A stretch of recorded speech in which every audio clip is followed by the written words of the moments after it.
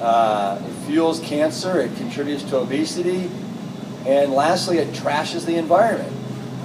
But that's not the main reason why I wrote the book. The main reason why I wrote the book is because of the huge disconnect that exists today between what people think is healthy and what we actually know to be healthy. And there's so much misdirection and confusion right now that, that needs to be cleared up. And then I went on to tell them about several other things. And that's what I want to do with you tonight. But I want to present it in a little bit different way.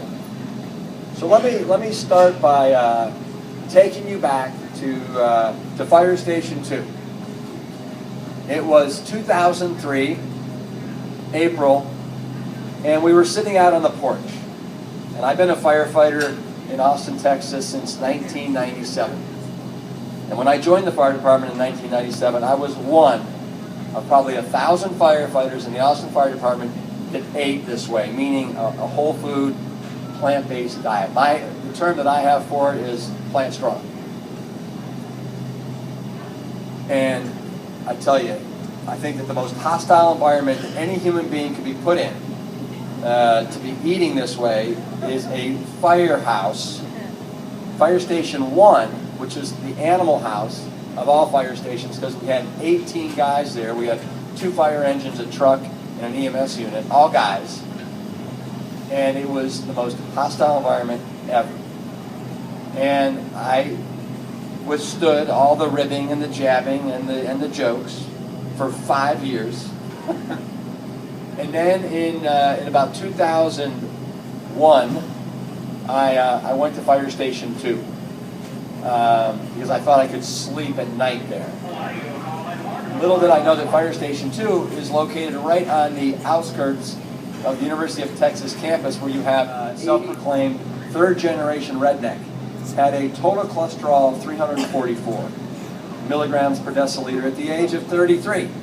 And JR, you know, he was a father, a husband. He had 2 young children under the age of 8 at the time. And before that, his cholesterol had been as high as 260 milligrams per deciliter. So 344, he was stunned. He was shocked. He was dismayed. And can anybody here tell me what's the #1 risk factor for heart disease? What's that? Cholesterol. Elevated cholesterol, exactly right. So not only did JR have one of the worst risk factors, but he also had a horrendous family history of men in his family dying before the age of 51 from heart disease. So JR, he was genuinely spooked. And so we huddled around the kitchen table and we talked about cleaning up our act as a whole fire station and Fire Station 2 on the C shift. And so I had to convince these guys. I mean, they were motivated because of JR, but I had to convince them, like educate them. So that's what I want to do with you guys right now. So let's pretend that we're at Fire Station 2 in 2003, sitting around the red dining room table in the kitchen, and you guys eat meat and chicken and fish and ice cream and cheese and all this awful contraband, right?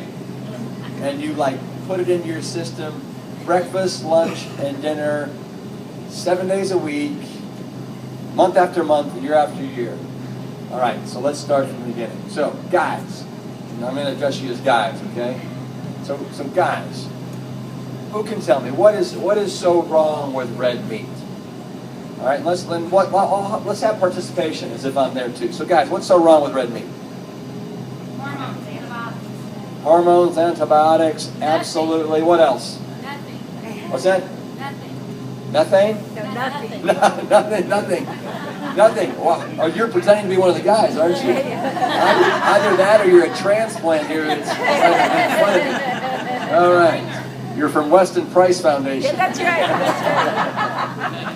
Okay. So, yes, we have. What did you say again? Hormones and antibiotics. Hormones and antibiotics. We also have something called saturated fat. Okay. And there's no requirement for us as human beings to have saturated fat in our diets. And so saturated fat. We also have something called cholesterol. It's only found in animal products, and it's teeming in red meat. And we also have, and this is a little something that you guys aren't gonna, believe me at first, but it has something called animal protein. There's a difference between plant proteins and animal proteins. And animal proteins do a real number on our body. They promote inflammation, they draw calcium from the bones, they accelerate the growth of everything, including tumors and cancers, and they do something that we don't want, and that is they raise cholesterol levels. So these are all reasons why we don't want to eat animal protein. Okay, guys, so that's red meat. Now, let's move on to chicken. What's so wrong with chicken? Hormones, antibiotics, right? But let's say you're getting it from Whole Foods, right? And they don't have any of that, right? Well, what you still have is you have a piece of muscle. And in all muscle, you can't get away from cholesterol, saturated fat, and animal protein. So what these guys didn't realize, but I'm sure most of you guys do, is in chicken, if you're doubling down on chicken, thinking that you're going to bring your cholesterol down and get heart healthy, chicken has the exact same amount of cholesterol as red meat, 70 milligrams per 3 ounces. Okay? The exact same amount. Your leanest piece of skinless chicken breast is still 20% saturated fat. That's a problem, right? And then also we have animal protein that's in that chicken. So chicken's not the answer. What about fish? Everybody is convinced that fish is it's the Mediterranean way, and you want your healthy omega-3 fatty acids, and it's kind of a healthy piece of muscle, right? No. You still have, actually most fish has more cholesterol than a red meat or chicken. You still have saturated fat, and you can't get away from animal protein. You just can't get away from it. And then what else do we have that bioaccumulates and biomagnifies in the fat of the fish? I love the way everybody's starting to get into this. We have mercury. What else do we have? We have PCBs. We have toxins. We have all those other heavy metals. And there's not too many fish that are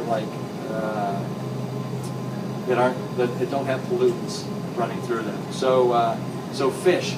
So guys, what's a better way for us to get our omega-3 fatty acids than from a piece of fish? Plant-based. Plant-based, exactly. So fish get their omega-3s from the plants, right? And that are in the ocean or the waters. We can do the same thing. So who can tell me, let's try and name 4 really, really good plant-based sources of omega-3 fatty acids. The 6s and the 3s. You guys are smart. So flax, right? You want to make sure it's ground though. So let's have it be ground flaxseed meal. 1.5 tablespoons gives you a daily supply of omega-3. You can put it on your breakfast cereal, you can put it on your salad, you can mix it in your salad dressing, you can bake with it, right? But 1.5 tablespoons daily supply. What else? Chia seeds, right? The exact same thing. What else? They need to be ground. Chia seeds do not have to be ground. The other thing about ground flaxseed meal, make sure you either refrigerate it or you put it in the freezer, because those omega-3s, when they get ground up like that, they can turn rancid overnight. So what else besides chia and flax? Yes? LJ base, EPA, DHA, supplement. Okay, I'm not talking any kind of supplements right now. I'm talking real food. I'm talking real food. Walnuts. Jeez. A small handful of walnuts, right? A small handful of walnuts. Now, who can tell me how many calories are in a small handful of walnuts? About 200. 200. So I want you guys to know right now that you can't go out to Costco and buy 3 drums of pistachios, almonds, and cashews, and you're going plant-based, and now before you know it, you've got some in your car, at work, at home, and before you know it, you're taking in 6 handfuls of nuts a day. That's 1,200 calories. That's more than 50% of your daily caloric consumption. That's a problem, and you will self-sabotage any success that you want when it comes to losing weight and reversing disease. Okay, are we clear on that?